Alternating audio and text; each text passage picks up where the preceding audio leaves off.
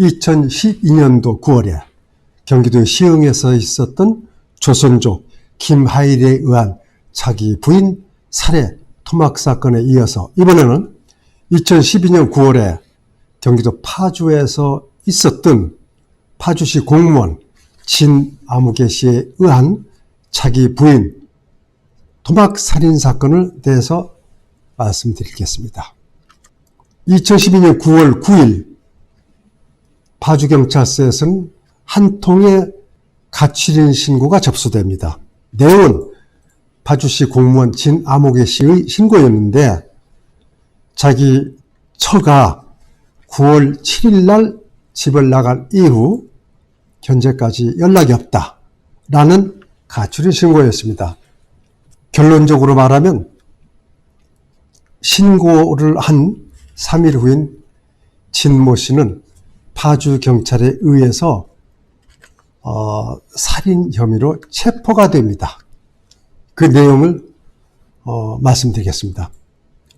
이 진모 씨는 평소 과묵했고 직장에서도 성실했고 같은 동료 공무원들도 아주 평이 좋았던 사람입니다.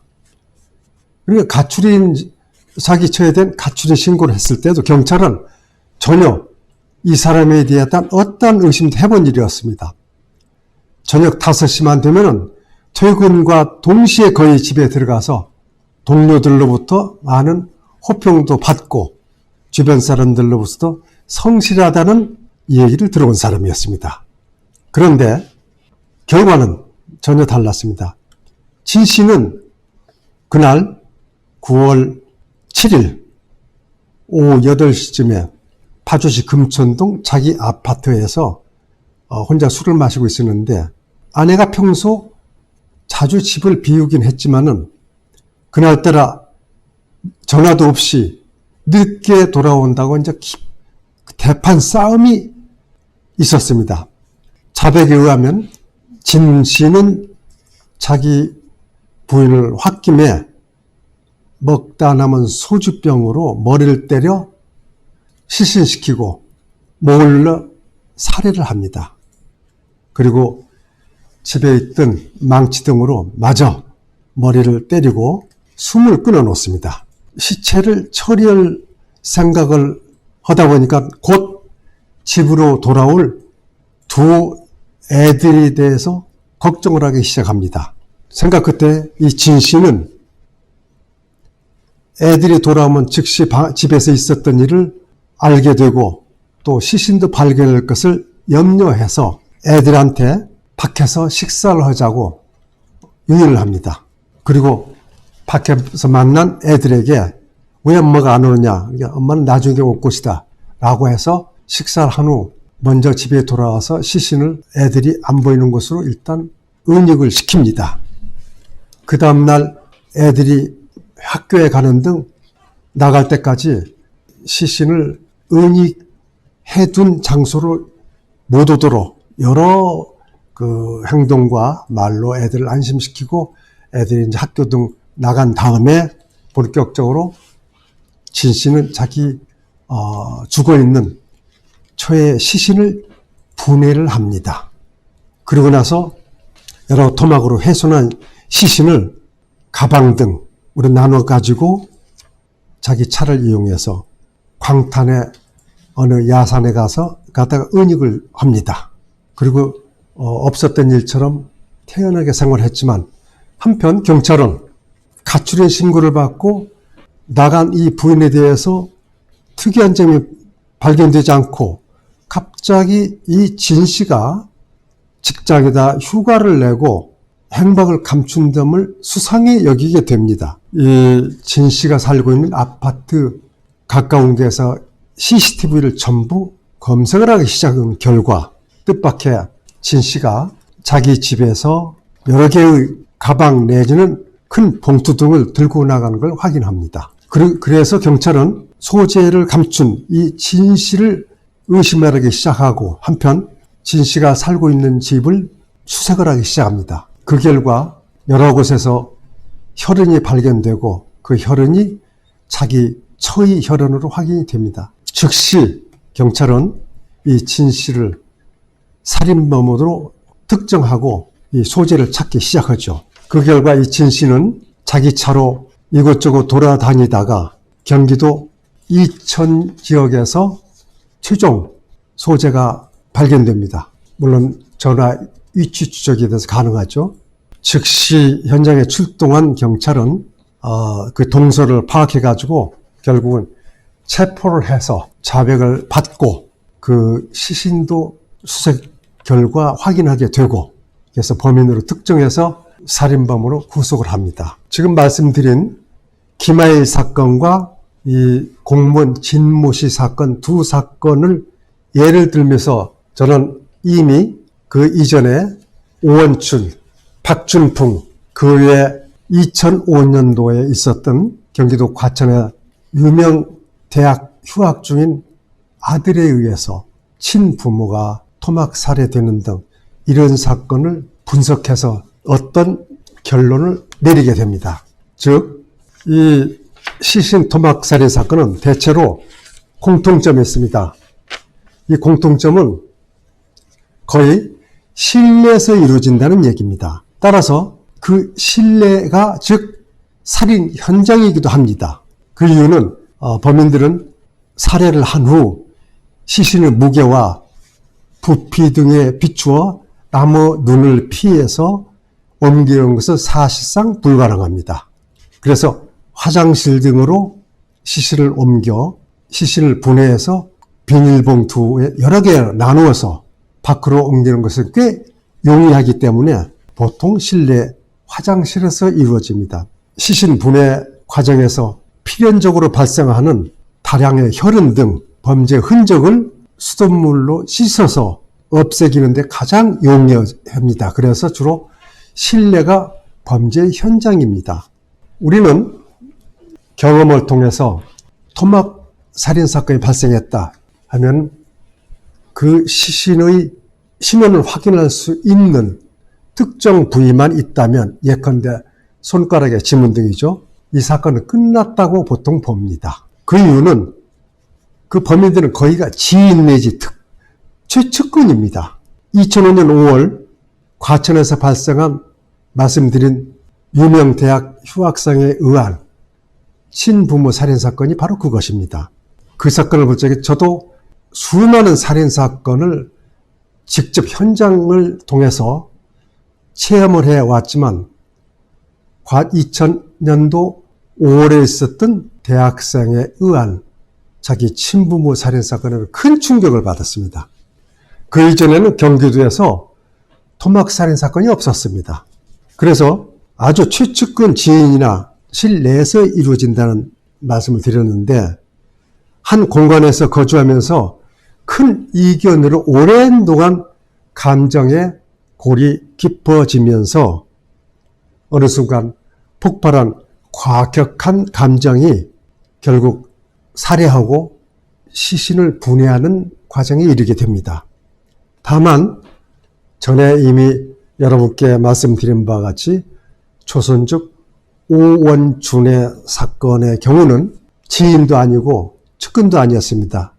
오원춘이는 지나가는 피해자를 강제로 끌고 들어가서 집안에서 범행을 했는데, 그런 경우는 꽤 특이한 사건이었습니다. 지금 다시 말씀드리지만 그 사건은 참 문제가 많았습니다. 당국에서 경찰에게 신고자 위치를 파악할 수 있는 권한을 주지 않아가지고 경찰은 소방방지청이라든가 이런 데 의뢰해서 그 신고자의 위치를 파악하는 늦은 수사의 그 단계가 있기 때문에 그 당시 늦었지만은, 또 하나는 그 당시에 112에 근무했던 그 직원들의 미흡한 대처가 결국은 이 귀한 생명, 만약에 이 피해자가 자기 핸드폰으로 112에 신고해서 장시간 그 대화가 녹음되지 않았다면은 아마도 이 사건은 영구 미제가 되지 않았겠느냐라는 생각이 들어서 경기도 경찰과 정보당국에서는 그 이후, 이 사건 이후죠, 경찰에게도 신고자 위치를 즉시 파악할 수 있는 권한을 주어서 지금은 시스템이 획기적으로 발전했다, 이것을 말씀드릴 수가 있습니다. 그런데 공통점 세 번째는요. 거기가 우발적입니다. 말씀드린 대로 같은 공간에서 장시간 오래 같이 살면서 감정의 골이 깊어지면서 어느 순간 감정이 폭발해서 이런 사건이 이루어지기가 일수다. 가끔은 예외적으로 아까 오한중이 말씀드렸죠. 그 외에 빚을 잔뜩 진 채무자가 채권자로부터 빚 독촉을 받고 이에 부담을 느껴서 채무자가 자기 집으로 채권자를 유인해서 범행을 한 사건을 수사를 통해서 확인했습니다만 그런 경우는 예외적으로 볼 수 있습니다. 그 다음에 또 하나 예외적으로 우발이라고 볼 수 없다고 하는 것은 어저께죠. 어저께 대법원에서 최종 심리가 끝나는 걸로 알고 있는데 여러분 아시다시피 제주도의 그 고유정이는 정말 특이한 사람입니다. 여자로서 그 거대한 몸집을 지닌 전 남편을 오랜 동안 인터넷을 통해서 살해 방법도 연구하고 필요한 도구라든가 필요한 걸 마련해서 이렇게 살해하고 죽인 이런 경우도 예외적이라 볼 수 있습니다만 대개가 함께 오래 한 공간에서 많이 살고 있던 사람들이 범인이다. 그래서 경찰은 이런 토막살인 사건 나면 이건 신원만 확인하면 그 빨리 끝나는 사건이다라고 비교적 단순하게 보는 경우가 있습니다. 공통점 또 하나는 사건 해결이 빠릅니다. 물론 사건 해결은 그 시신을 발견함으로써 가능하죠. 또 발견된 시신으로부터 신원이 확인된 것을 기점으로 해서 사건 해결이 빠르다고 말씀드릴 수 있습니다. 나름대로 범인으로서는 신중을 기하느라고 시신을 나누어서 봉지에 싸서 바다나 또 강, 또 여러 곳에 이제 많이 유기를 합니다. 그러나 어떻게든 희수가 되는 시신으로부터 신원만 확인되면 사건 해결은 빠르다. 이게 공통점이기도 합니다. 그런데 여러분, 저는 여러 차례 말씀드렸습니다만은 저는 직접 현장 체험과 경험을 통해서 익혀진 사건에 대해서 많이 말씀드리고, 그런데 토막살인 사건 또는 어린이 유괴살인 사건 또는 연쇄살인 사건, 그러니까 이춘재에 의한 화성 연쇄살인 사건 말씀이죠. 이런 대형 사건들이 언론에 크게 보도가 되면 반드시 모방 범죄가 발생을 합니다. 이런 큰 사건이 나면은 우리끼리 하는 얘기가 있습니다. 아이고 또 어디선가 저런 사건이 또 나겠지 하면 역시 전국 어디에서 했건가 이렇게 납니다. 예를 들어볼까요? 어린이 유괴 납치 살인 사건은 이거 한때 큰 사회 문제가 됐습니다. 옛날에 두영이 사건이라고 있었고 또 두영이 노래까지 있었습니다. 그 후로 전국적으로 어린이 유괴 납치 사건이 많이 있었습니다. 물론 성공하는 확률은 많지 않습니다. 거기가 잡히죠. 유괴 사건은 최종 목표가 돈이기 때문에 돈을 그 유괴한 어린이를 부모로부터 받아내기 위해서는 접촉이 필요합니다. 전화 내지는 어떤 접촉 그 과정에 실패하고 재필할 확률이 많지만은 성공 여부를 떠나서 전국적인 현상으로 이루어집니다. 그런가 하면 또 말씀드린 이춘재에 의한 화성 사건, 이 사건이 85년도를 기점으로 해서 일단 92년도까지 이제 있었죠. 그 이후 여러분 그 94년도에 전라남도 영광 지존파 사건서부터 온보연 사건, 유영철 사건, 강호순 사건, 연이어서 대형 연쇄 살인 사건이 많이 발생을 합니다. 다행히 2006년도 이후부터는 연쇄 살인 사건이 많이 발생을 하지 않습니다만은 이와 같이 이런 대형 살인 사건이라든가 이런 것들은 반드시 어떤 병적인 유행을 탑니다. 이건 1992년도인가요? 제가 화성 연쇄살인 사건을 수사하면서 저 나름대로 범죄 심리학이라든가 법의학이라든가 여러 형태의 그 세계적인 그 범죄 유형, 분포 이걸 많이 봤습니다만은 어느 범죄 심리학자가 이거 사회 병리 현상이다. 어떤 큰 사건이 발생을 하면은 무방범죄가 나온다. 이런 얘기가 들은 기억이 있습니다. 그렇듯이 과거에는 아까 말씀드린 대로 과천 대학생에 의한 부모 토막살인 사건 이전에는 실내에서의 토막살인 사건이 거의 없었습니다. 그 후로 경기도에서만 해도 2000년 이 사건 이후로 과천 사건 이후로 10여 건이 발생했고 거의가 다 검거가 됐습니다. 뿐만 아니라 연쇄살인 사건도 다 그렇죠. 근데 그 이전에는요 사건이 나더라도 비교적 단순했습니다. 70년대 한국의 최초 제가 기억하기로는 그 당시에 저는 경찰에 투신하지 않았을 때지만은 고재봉 사건이 있었습니다. 그 사건이 한국의 최초의 흉악, 즉 고재봉에 의해서 군인 고재봉에 의해서 5명이 도끼로 살해를 당한 것이 우리 국민에게 어마어마한 충격을 주었습니다. 제가 직접 경험한 사건이기도 하지만은 경기도 화성 용인 땅이죠. 오대양 사건이 있었습니다. 오대양 사건은 종교 관련된 살인 사건인데 32명이 무려 사망을 했습니다. 그 이후에 김대두에 의한 12명 살인 사건이 있었습니다. 김대두가 마지막 2명을 살해한 곳이 경기도 수원입니다. 수원시 연무동. 그것도 제가 현장에 나가서 확인하고 김대두의 그 행적 동선을 쫓은 사실이 있었고 나중에 마지막 검거돼서 현장 검증을 한 기억이 있습니다만은 나중에 기회가 있을 때는 오대양 사건과 김대두 사건도 함께 논해보기로 하겠습니다. 그러나 그런 사건들은 지금 최근 내난 이런 유형의 강간, 살해, 토막 살해, 살해 안매장 이런 예가 없었습니다. 이런 류의 사건들은 이 나라가 산업화가 되면서 80년, 70년대 후반부터 외국에서 아무런 제재 없이 비디오 테이프가 무지하게 들어옵니다.